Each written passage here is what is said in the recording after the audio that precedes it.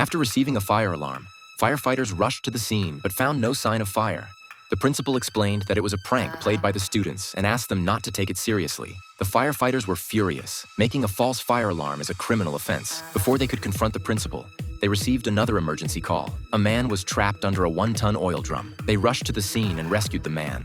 But prolonged compression had caused severe internal bleeding. It was unclear whether he would survive. "We waited a long time for you to arrive," said the woman beside him. Her words deeply moved the firefighters. Had it not been for the false alarm wasting time, the man might not have been injured so severely. Severide felt guilty, so as soon as they returned to the station, they checked the call records. What he discovered shocked him. The school had made 3 false fire alarms in just 1 month. This was no harmless prank.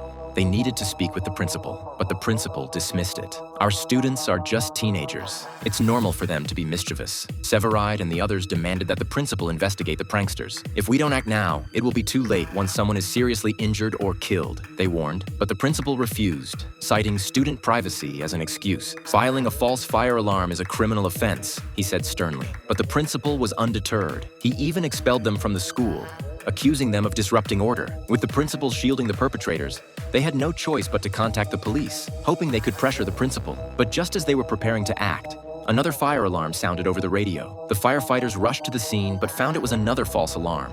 The principal came out again to stop them, promising a thorough investigation this time. But the firefighters had had enough. "We need to review the surveillance footage to identify the culprits. If you refuse to cooperate, we will report this to the police." Fearing that the police would damage the school's reputation, the principal eventually agreed. As they watched the footage, Severide quickly noticed something amiss. The person who had triggered the alarm was still inside the gymnasium. The firefighters rushed in and conducted a thorough search of the gymnasium. They eventually found the culprit in the shower room and were surprised to discover it was a 6-year-old boy. The boy confessed and immediately admitted his actions. "I wanted to get the school into trouble," he said. It turned out that the boy had recently transferred to the school, but the other children had been bullying him. Unable to defend himself, he repeatedly set off false alarms, hoping the school would be closed. The principal was shocked. He had no idea bullying was occurring at the school. He apologized to the boy, his face filled with guilt, and promised to strengthen supervision to ensure such incidents would not happen again. Hearing the principal's promise, the boy relaxed. "I'm really sorry about the fire alarm.